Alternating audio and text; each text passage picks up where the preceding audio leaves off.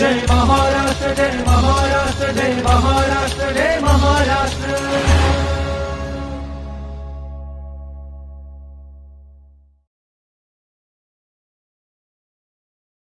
मंडळी नमस्कार।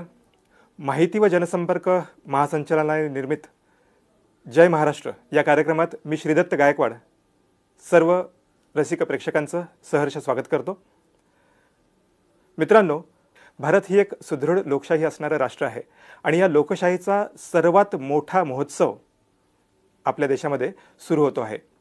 भारत निवडणूक आयोगानं 18व्या लोकसभेचा कार्यक्रम 16 मार्च रोजी जाहीर केलेला आहे आणि संपूर्ण देशभरामध्ये 19 एप्रिल ते 1 जून या दरम्यान ही निवडणूक प्रक्रिया पार पडते आहे आणि 4 जून 2024 या दिवशी या निवडणुकांचे निकाल जाहीर होतील।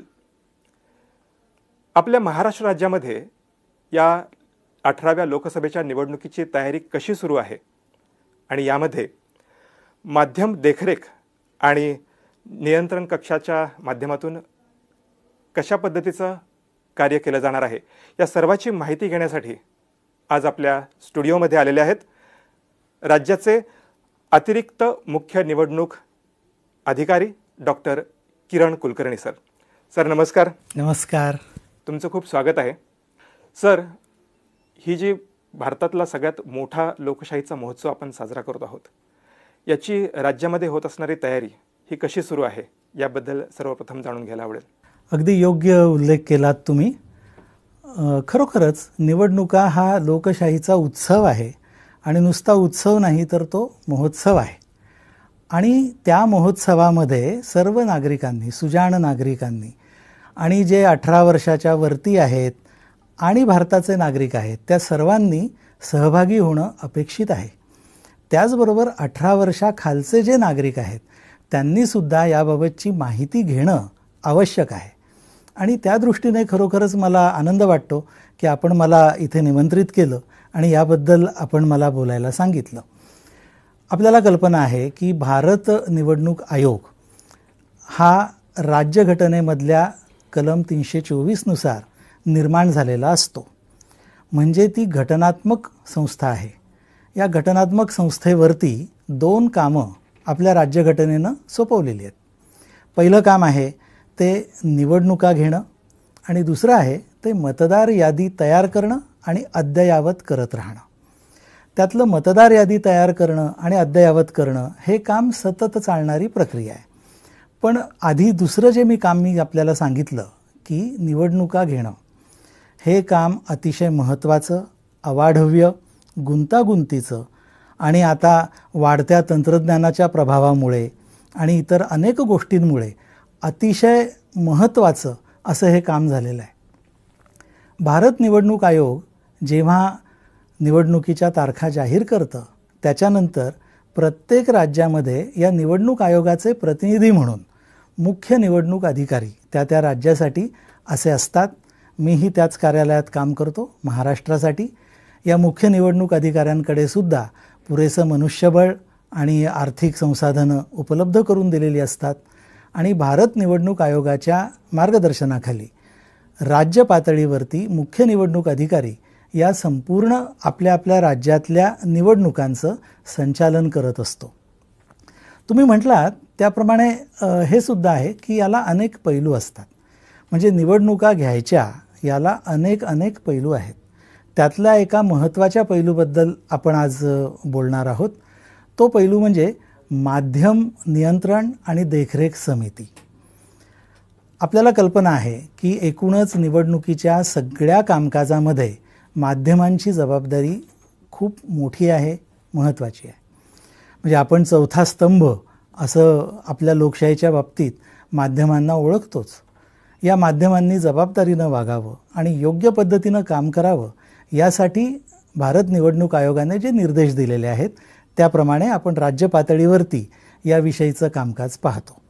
याचे अनेक जी कामांचे स्वरूप आहे आणि अनेक गोष्टी ज्या वेळोवेळी कराव्या लागतात त्या कालबद्ध पद्धतीने आमच्या कार्यालयाकडून पूर्ण केल्या जातात। आता आपण जो उल्लेख केलात एमसी या कमिटीचा, ह्या संपूर्ण कमिटीच्या मार्फत कामकाज कसं चालतं आणि याची रचना कशी असते? MCMC हे प्रचारात असलेलं नाव आहे. प्रत्यक्षात media certification and monitoring committee असं त्याचं इंग्रजीमधलं नाव आहे. या ज्या कमिटीज असतात या 2 पातळ्यांवरती काम करतात प्रत्येक राज्यामध्ये. आपल्याला कल्पना असेल की जिल्हा पातळीवरती जिल्हाधिकारी हे जिल्हा निवडणूक अधिकारी असतात. म्हणजे त्या जिल्ह्यातल्या निवडणुका कंडक्ट करणं आणि मतदार यादीचं कामकाज बघणं हे काम जिल्हा निवडणूक अधिकाऱ्यांना बघायचं असतं.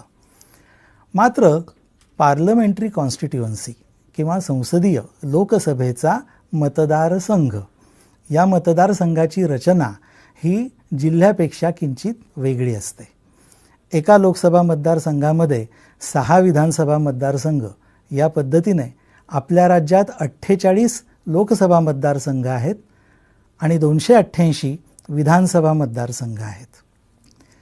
या मतदारसंघांमध्ये जे उभे असलेले उमेदवार आहेत आणि त्यांचा जो प्रचाराचा कालावधी आहे, या सगळ्याबद्दलचं त्यातल्या माध्यमांच्या पैलूचं नियंत्रण करणं, निरीक्षण करणं, त्याचं प्रमाणीकरण करणं, हे सगळं काम करण्यासाठी 2 पातळ्यांवरच्या कमिट्या किंवा समित्या कामकाज करत असतात. एक म्हणजे जिल्हा पातळीवरची समिती. जिल्हा पातळीवरच्या समितीचं कार्यक्षेत्र अर्थातच त्यांचा जिल्हा हे असतं. प्रत्येक लोकसभा मतदारसंघाला एक रिटर्निंग ऑफिसर म्हणजे निवडणूक निर्णय अधिकारी असतो आणि निवडणूक पार पाडण्याची जबाबदारी ही या निवडणूक निर्णय अधिकाऱ्यावरती सोपवलेली असते. जिल्हा निवडणूक अधिकारी म्हणजे जिल्हाधिकारी यांच्या मार्गदर्शनाखाली ही जिल्हा पातळीवरची जी MCMC आहे ही कार्यरत असते.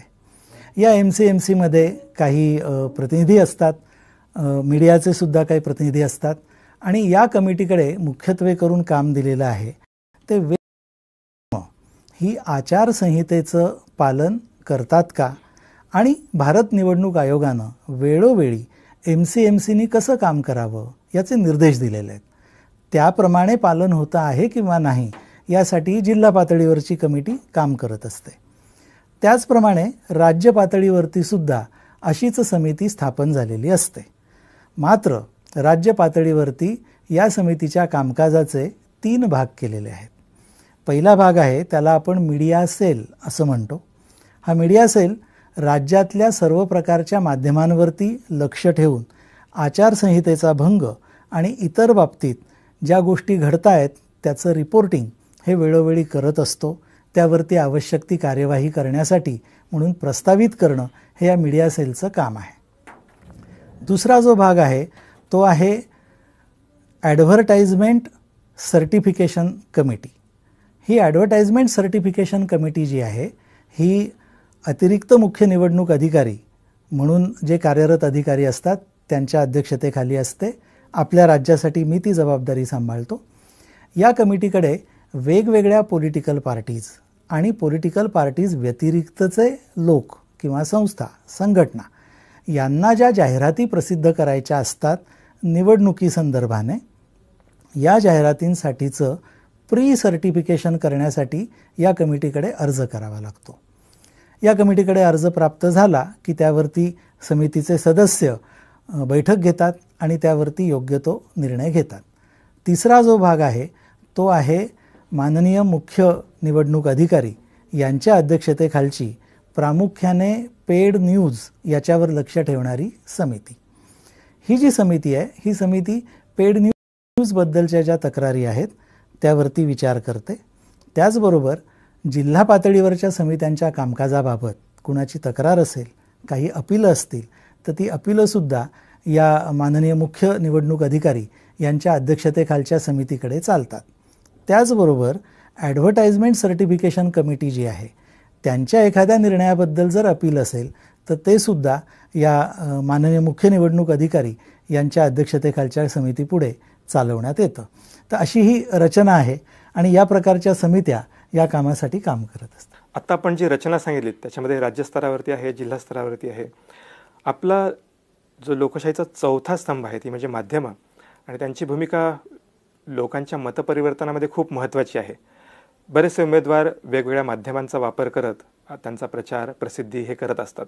मग ह्या ज्या समित्या आहेत यांच्यावरती नियंत्रण कशा ठेवतात आणि याला जोडूनच मला पुढचा एक प्रश्न विचारायचा आहे की आपण आत्ता प्री सर्टिफिकेशनचा एक उल्लेख केलात, तर सोशल मीडियावरती देखील, समाज माध्यमांवरती देखील आपण प्री सर्टिफिकेशन करणार आहोत, त्याबद्दलही सांगा.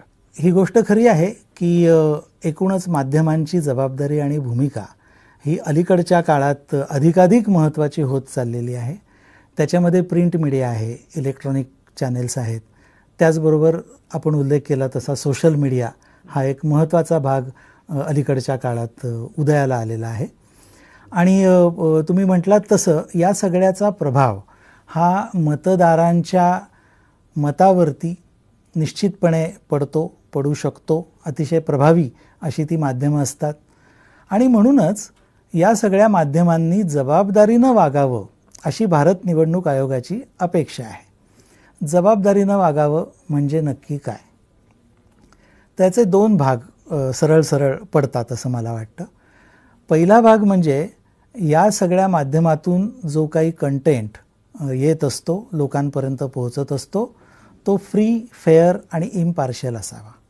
मी हे 3 शब्द मुद्दाम अशासाठी वापरतो आहे की आपल्या निवडणुका या फ्री, फेअर आणि इम्पार्शियल पद्धतीनं पार पाडाव्यात, अशा पद्धतीचं राज्यघटनेलाही अपेक्षित आहे आणि भारत निवडणूक आयोगाचाही तो प्रयत्न आहे. आणि अशा पद्धतीनं निवडणुका व्हायच्या असेल तर माध्यमांचं सहकार्य हे खूप महत्त्वाचं आहे. माध्यमांवरचं जे नियंत्रण आहे ते नियंत्रण इतर कुठल्या गोष्टींवरच्या नियंत्रणासारखं असू शकत नाही आणि असू नये. त्याचं कारण असं की आपल्या राज्यघटनेने प्रत्येक नागरिकाला अभिव्यक्ती स्वातंत्र्य दिलेलं आहे आणि त्यासाठी वेगवेगळं माध्यम प्रत्येक नागरिक वापरू शकतो. म्हणजे एका अर्थी हा एक फार महत्त्वाचा मुद्दा विचारात घेण्याजोगा झालेला आहे की एकीकडे अभिव्यक्ती स्वातंत्र्याची महत्ता टिकवायची आणि त्याचबरोबर या माध्यमांवरती अशा प्रकारे नियंत्रण ठेवायचं की त्यांच्याकडून चुकीच्या पद्धतीनं काही गोष्टी होणार नाहीत. या चुकीच्या गोष्टी लिस्ट डाऊन करणं किंवा निश्चित करणं याच्यासाठीच भारत निवडणूक आयोगाने, आपल्याला माहिती असेल की आदर्श आचारसंहिता ही कल्पना प्रत्यक्षात आणली. आदर्श आचारसंहिता हा काही कायदा नाही, तर ती आचारसंहिता आहे.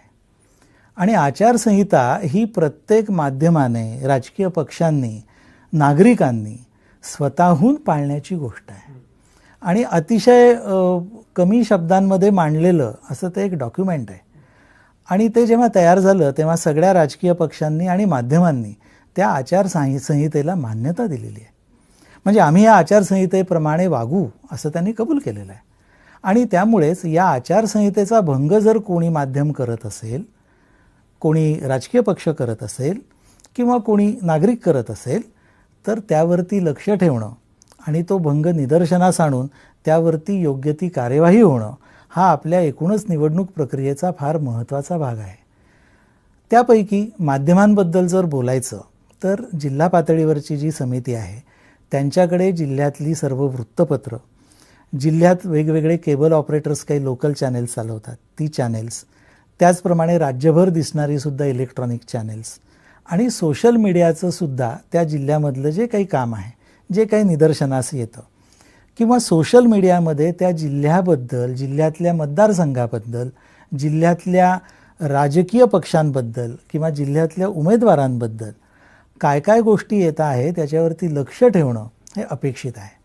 त्याच्यासाठी एक टीम नेमलेली असते आणि जिल्हा पातळीवरती याची पाहणी करून असं काही ऑब्जेक्शनेबल, चुकीचं, आता ऑब्जेक्शनेबल किंवा चुकीचं म्हणजे काय, तर जे आचारसंहितेमध्ये बसत नाही अशा गोष्टी या ऑब्जेक्शनेबल आणि चुकीच्या. त्याच्यामध्ये एक आणखी भर पडते भारत निवडणूक आयोगानं वेळोवेळी दिलेले निर्देश. म्हणजे आचारसंहितेमधली तत्त्व त्याचबरोबर वेळोवेळी दिलेले निर्देश यामध्ये बसणाऱ्या गोष्टी जर माध्यमं करत असतील, तो मजकूर असेल, तो कंटेंट असेल तर त्याला काही हरकत नाही, कारण तो अभिव्यक्ती स्वातंत्र्याचा एक भाग आहे. पण त्यामध्ये छेद देणारं असं काही जर असेल तर त्या समितीचं हे काम आहे की ते जिल्हाधिकाऱ्यांच्या, म्हणजे जिल्हा निवडणूक अधिकाऱ्यांच्या निदर्शनास आणून देणं, त्याचबरोबर निवडणूक निर्णय अधिकाऱ्यांच्या निदर्शनास आणून देणं आणि त्याबाबत भारत निवडणूक आयोगाने दिलेल्या ज्या काही निर्देश आहेत त्याप्रमाणे पुढची कार्यवाही करणं. सर्वात महत्त्वाची कार्यवाही म्हणजे त्याचं प्रसारण थांबवणं. आणि हे प्रसारण थांबवण्याचे अधिकार हे भारत निवडणूक आयोगाने या समित्यांकडे, समित्यांच्या प्रस्तावावरती जिल्हा निवडणूक अधिकाऱ्यांकडे, तसंच राज्य पातळीवरती राज्य मुख्य निवडणूक अधिकाऱ्यांकडे हे सोपवलेले आहेत. तर या पद्धतीनं ते वारंवार रोज बघणं, त्याचे अहवाल तयार करणं आणि असं काही जर चुकीचं आढळलं तर त्याचं रिपोर्ट करणं, असं काम डिस्ट्रिक्ट लेवलवरची MCMC करते. त्याचप्रमाणे स्टेट लेवलची पण MCMC करत असते. सर, आत्ता आपण जिल्हा स्तरावरच्या आणि राज्य स्तरावरच्या दोन्ही MCMC समितींचा उल्लेख केला. तर जिल्हा स्तरावरती हे कामकाज कसं चालतं हेही आपण सांगितलंच. त्याचबरोबर राज्यस्तरीय जी समिती आहे त्याच्यामध्ये कोणकोणत्या बाबींचा समावेश करण्यात आला आहे की ज्यांच्यावरती देखरेख आणि नियंत्रण करण्याची गरज आहे? मी आपल्याला म्हटलं त्याच्याप्रमाणे 3 प्रकारचे मीडिया आपण गृहीत धरलेले आहेत. प्रिंट मीडिया, इलेक्ट्रॉनिक चॅनेल्स आणि तिसरं म्हणजे सोशल मीडिया. या तिन्हीची जी काही पाहणी आणि पडताळणी राज्य पातळीवर आणि जिल्हा पातळीवरती होत असते, त्यातून ज्या गोष्टी निदर्शनास येतात त्याचं रिपोर्टिंग होत असतं. यापैकी आपण म्हटलात तसं प्रिंट मीडियाबद्दलचं जे काही कामकाज आहे ते तुलनेनं सोपं आहे. कारण राज्यामध्ये जे कोणती वर्तमानपत्र प्रकाशित होत आहेत त्यांची पाहणी करणं, त्यांच्या अंकांची, आणि त्यावरतून त्याबाबतचा योग्य तो अहवाल बनवणं हा एक भाग आहे. इलेक्ट्रॉनिक चॅनेल्सबद्दलसुद्धा त्या पद्धतीने इलेक्ट्रॉनिक चॅनल पाहणं आणि त्यातला ऑब्जेक्शनेबल काही पार्ट असेल तर तो निदर्शनास आणणं हा दुसरा भाग आहे. सोशल मीडियाच्या बाबतीत मात्र खूपच मोठा आणि व्यापक असा अवकाश आहे. कारण सोशल मीडियामध्ये आपल्याला कल्पना आहे की व्हिडिओ चॅनेल्सपासून ते आपण अनेक जी कम्युनिकेशनची मीडिया वापरतो त्या सर्वांचा समावेश होतो. त्यामधला थोडासा कायदेशीर भाग असा आहे की 1 to 1 कम्युनिकेशन जे असतं, म्हणजे एका व्यक्तीने दुसऱ्या व्यक्तीला पाठवलेला संदेश, समजणाऱ्या भाषेत बोलायचं तर मेसेज, हा जर 1 to 1 असेल तर त्याला आपण जाहिरात म्हणू शकत नाही. ते त्या व्यक्तीचं मत आहे आणि ते मत ती व्यक्ती वापरतो आहे. पण तो संदेश जर अनेकांना फॉरवर्ड झाला तर मात्र त्याला स्वरूप वेगळं येत आहे. एकापासून अनेकांपर्यंत जाणारे हे जे संदेश आहेत याच्यामध्ये आचारसंहितेचं पालन होतं आहे किंवा नाही हे सुओ मोटो ही समिती बघू शकते. त्याचबरोबर कोणी तक्रार केली तर त्या तक्रारीच्या अनुषंगाने सुद्धा पडताळणी करू शकते. जाहिरातींच्या बाबतीत बोलायचं तर या जाहिरातींचं प्री सर्टिफिकेशन अपेक्षित आहे. हे प्री सर्टिफिकेशन करताना जाहिरात कोणत्या मीडियममध्ये करणार, म्हणजे प्रिंट मीडियम असेल तर त्यासाठीचा ड्राफ्ट त्यांनी द्यायला पाहिजे, कारण प्री सर्टिफिकेशन आहे. इलेक्ट्रॉनिक चॅनेलवरती किंवा सोशल मीडियावरती असेल तर त्याचे ड्राफ्ट्स, त्याचा मसुदा हा त्यांनी सादर केला पाहिजे. त्यासाठी माझ्या अध्यक्षतेखालची जी समिती आहे ही समिती कोणी आमच्याकडे अर्ज केला की आम्हाला अमुक अमुक ही जाहिरात प्रसिद्ध करायची आहे, त्याचा हा मसुदा आहे, त्याबरोबर त्याचा एक प्रिस्क्राइब्ड असा एक फॉर्मॅट आहे, त्याचे सगळे कॉलम्स भरले जाणं अपेक्षित आहे. उदाहरणार्थ ती जाहिरात तयार करायला आलेला खर्च, ती जाहिरात वेबकास्ट, ब्रॉडकास्ट किंवा वेगळ्या वेगळ्या पद्धतीने लोकांपर्यंत पोहोचवण्यासाठीचा खर्च, या खर्चाचा उल्लेख त्यामध्ये करावा लागतो. इतरही काही मुद्दे महत्त्वाचे त्याच्यामध्ये आहेत. आणि मुख्य म्हणजे तुमच्या जाहिरातीचं ट्रान्स्क्रिप्ट तुम्हाला सादर करावं लागतं. राज्यस्तरीय ही समिती या ट्रान्स्क्रिप्टचा आणि सादर झालेल्या सगळ्या मटेरियलचा अभ्यास करते आणि आपल्या बैठकीमध्ये त्याबद्दलच्या त्रुट्या काही असल्या तर त्या लिस्ट डाऊन करते. म्हणजे आचारसंहितेच्या दृष्टीनं आणि भारत निवडणूक आयोगाच्या निर्देशांच्या दृष्टीनं जे त्या विशिष्ट जाहिरातीमध्ये कमी पडत असेल, चुकीचं असेल, रिप्लेस करण्याची गरज असेल, ते लिस्ट डाऊन करून ते त्या ॲप्लिकंटला कळवलं जातं आणि ही कृती 48 तासात केली जाते. म्हणजे अर्ज प्राप्त झाल्यापासून 48 तासात त्या ॲप्लिकंटला त्याप्रमाणे कळवलं जातं. अपेक्षा अशी आहे की ॲप्लिकंटने पुन्हा एकदा त्या सूचनांप्रमाणे दुरुस्त्या करून पुन्हा सादर करायचं असेल तर या समितीकडे सादर करावं. त्याच्यानंतरच्या 48 तासात पुन्हा ते बघून त्यावरचा निर्णय दिला जातो. निर्णय 3 प्रकारचा असू शकतो. पहिला निर्णय आहे सादर झालेलं जे मटेरियल आहे ते जर आचारसंहितेनुसार असेल, भारत निवडणूक आयोगाच्या निर्देशानुसार असेल, तारीख सांगायला हरकत नाही, भारत निवडणूक आयोगाने 24 ऑगस्ट 2023 या पत्रान्वये अतिशय सविस्तर अशा याबाबतच्या सूचना दिलेल्या आहेत. त्या निकषांमध्ये आपली जाहिरात बसली पाहिजे याचा प्रयत्न प्रत्येक राजकीय पक्षाने करायला पाहिजे आणि सामान्य नागरिकांनी सुद्धा केला पाहिजे. त्याप्रमाणे त्यांनी पूर्तता केल्यानंतर जर ही पूर्तता होत असेल तर त्याला सर्टिफिकेशन दिलं जातं, म्हणजे ती प्रसारित करायला हरकत नाही असं ते सर्टिफिकेट असतं आणि त्यानंतर त्याचं प्रसारण होऊ शकतं. दुसऱ्या प्रकारचा निर्णय आहे तो म्हणजे रिजेक्शन, की या पद्धतीने होऊ शकत नाही आणि हे आपल्याला करता येणार नाही. तिसरा प्रकार आहे तो त्याच्यामध्ये जे काही बदल अपेक्षित आणि आवश्यक आहेत ते बदल सुचवणं आणि ते बदल करून पुन्हा सादर झाल्यावर ते बदल जर करण्यात आलेले असतील तर मग ॲक्सेप्ट सर्टिफिकेट देणं. अशा प्रकारचे 3 निर्णय या समितीमध्ये होऊ शकतात. आणखी एक महत्त्वाची गोष्ट खरं म्हणजे सांगण्याजोगी आहे. जाहिरातीचे मी मगा सांगितलं तसं 2 प्रकार पडतात. एक म्हणजे राजकीय पक्षांनी दिलेली जाहिरात, त्यांच्या उमेदवारांच्या किंवा राजकीय पक्षाच्या प्रचारासाठीची, या निवडणुकीसाठीच्या प्रचारासाठीची. दुसरा प्रकार आहे तो खाजगी व्यक्ती किंवा खाजगी संस्था यांनी दिलेली जाहिरात.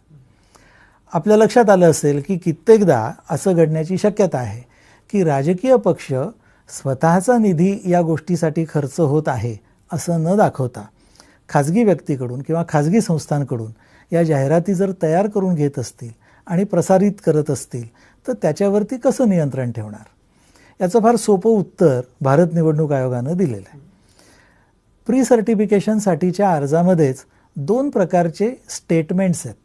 आपण त्याला मराठीत म्हणायचं तर शपथपत्र समजूयात.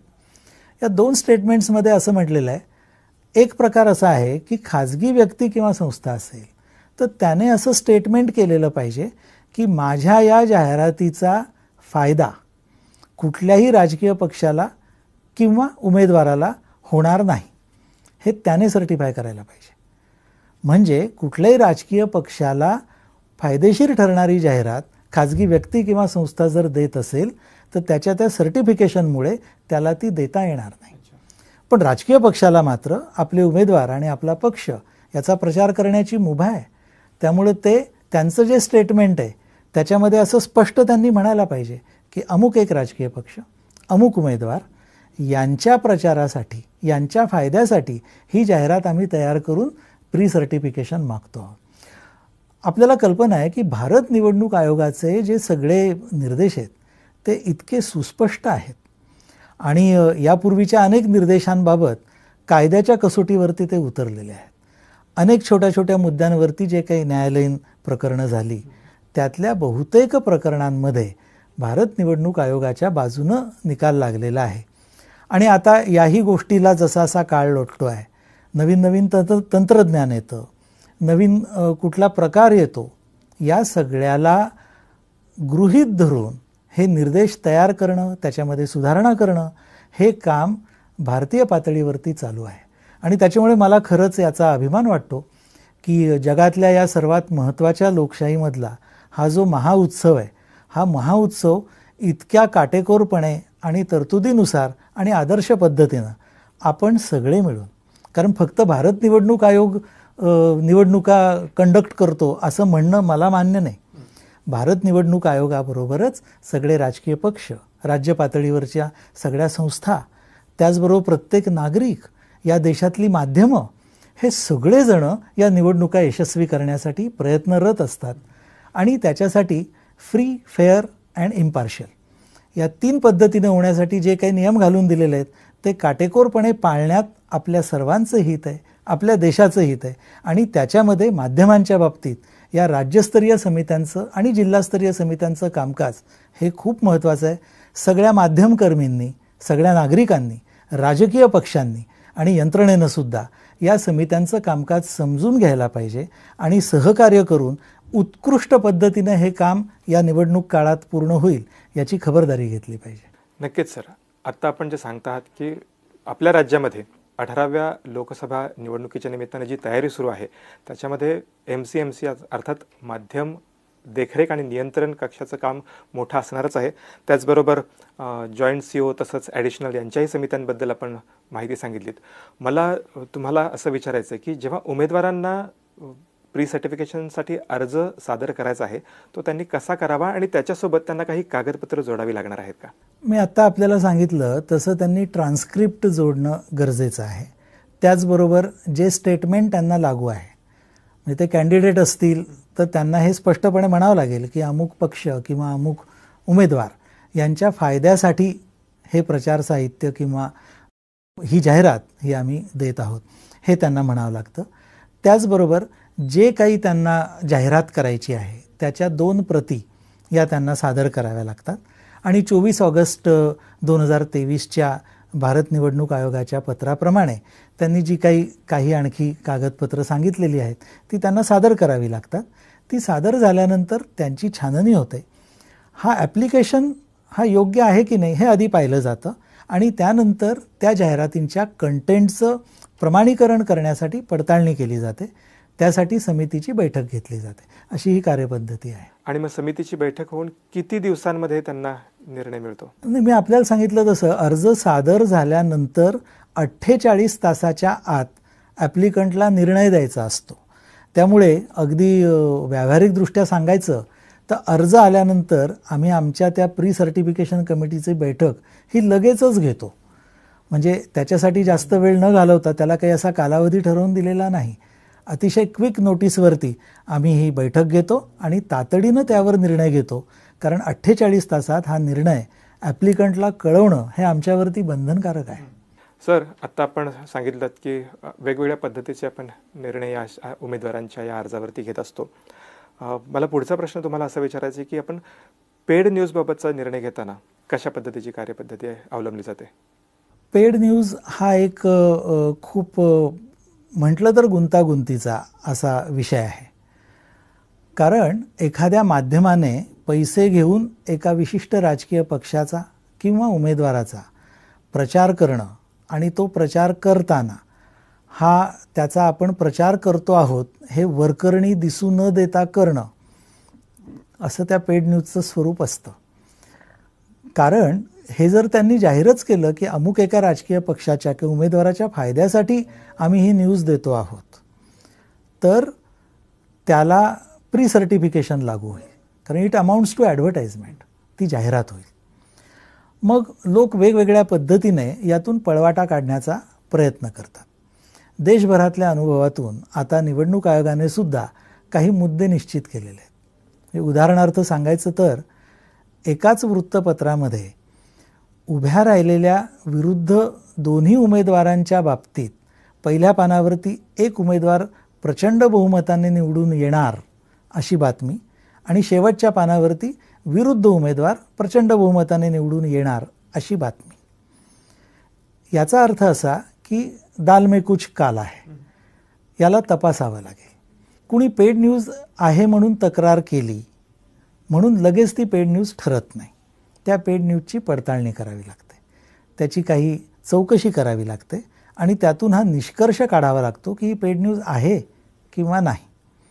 समजा पेड न्यूज आहे हे लक्षात आलं तर तो खर्च उमेदवाराच्या जाहिरात खर्चामध्ये, उमेदवाराच्या उमेदवारीसाठी त्यांना जो एक्सपेंडिचर अकाउंट मेंटेन करावा लागतो त्यामध्ये गृहीत धरावा लागतो.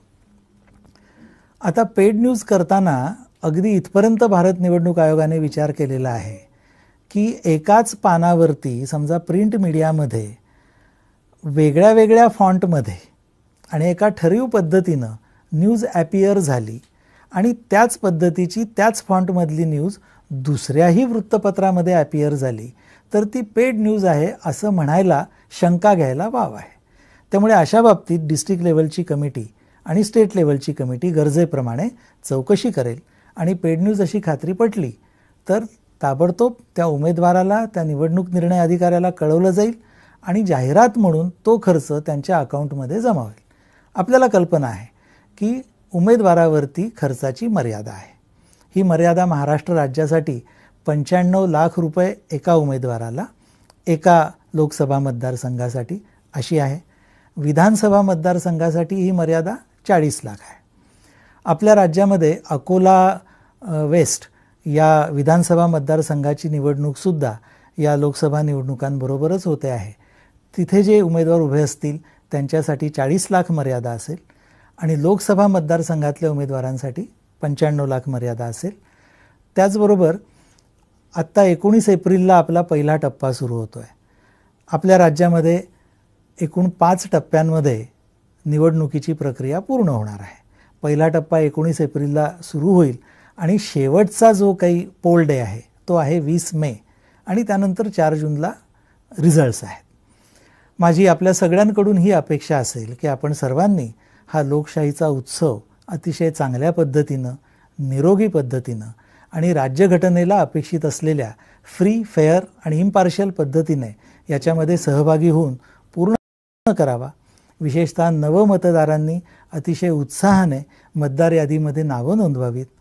त्यांना या निवडणुकीमध्ये सुद्धा मतदानाची संधी मिळू शकते जर 1 एप्रिलला ते 18 वर्ष पूर्ण असतील आणि फायलिंग ऑफ नॉमिनेशन या दिवसापर्यंत जी मतदार यादी चालू असेल त्या दिवशी ती फ्रीज होईल.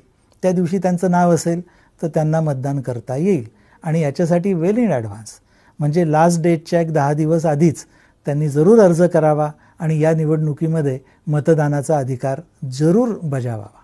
सर, आपण नवमतदारांना आणि सर्वच मतदारांना जे आवाहन केलं ते खूप महत्त्वाचं आहेच. आजच्या कार्यक्रमामध्ये जाता जाता मला तुम्हाला एक वेगळा प्रश्न विचारायचा आहे की आपल्या सगळ्या समिती अतिशय स्वच्छ आणि पारदर्शकपणे काम करत आहेत, तरी देखील जिल्हास्तरीय समितीच्या विरोधात एखाद्या उमेदवाराला जर तक्रार करायची असेल तर तो कशी आणि कुठे करू शकतो? चांगला प्रश्न आहे. त्याचं कारण असं की एकूणच गव्हर्नन्सचं जे प्रिन्सिपल आहे आणि भारत निवडणूक आयोगाने ज्या पद्धतीनं सगळी रचना उभी केलेली आहेत आणि निर्देश दिले जात आहेत त्याप्रमाणे कुठलीच गोष्ट अशी अनॲड्रेस्ड अशी सोडलेली नाही. त्यामुळे आपण म्हणता तसं समजा एखाद्या जिल्हा पातळीवरच्या MCMC बद्दलची काही तक्रार असेल तर त्याचं अपील हे राज्य पातळीवरच्या MCMCकडे करता येतं. राज्य पातळीवरती मुख्य निवडणूक अधिकारी यांच्या अध्यक्षतेखालच्या समितीपुढे ते अपील चालवलं जातं आणि ती समिती त्या अपिलाबाबत योग्य तो निर्णय घेते आणि जिल्हा समितीला योग्य ते निर्देश देते. म्हणजे एखाद्या उमेदवाराला जर असं वाटलं की आपल्याला या बाबतीत काही शंका आहेत किंवा हे काही चुकीचं चाललं आहे तर खरं तर त्यांनी जिल्हा निवडणूक अधिकाऱ्यांशी आधी संपर्क साधावा, आपल्या शंकेचं निरसन करून घ्यावं आणि शंकेचं निरसन जिल्हा पातळीवरच्या MCMCकडनं झालं नाही तर जरूर राज्य पातळीवरच्या MCMCकडे त्याबाबतचं अपील दाखल करावं. नियमांमध्ये तशी तरतूद आहे. सर, आत्ता आपण माध्यम नियंत्रण आणि निरीक्षण या समितीविषयी जी काही माहिती सांगितली ती आमच्या सर्वच प्रेक्षकांसाठी अतिशय माहितीपूर्ण आणि उद्बोधक अशी होती. आज आपण या कार्यक्रमात आलात आणि MCMC या सर्व समित्यांविषयी जी माहिती आपण दिलीत त्याबद्दल तुमचं मनपूर्वक धन्यवाद. तेव्हा आपण पुन्हा भेटूयात जय महाराष्ट्र या कार्यक्रमात एका नव्या विषयासह. तोपर्यंत मी श्रीदत्त गायकवाड आपला निरोप घेतो. नमस्कार. नमस्कार. जय महाराष्ट्र, जय महाराष्ट्र, जय महाराष्ट्र, जय महाराष्ट्र.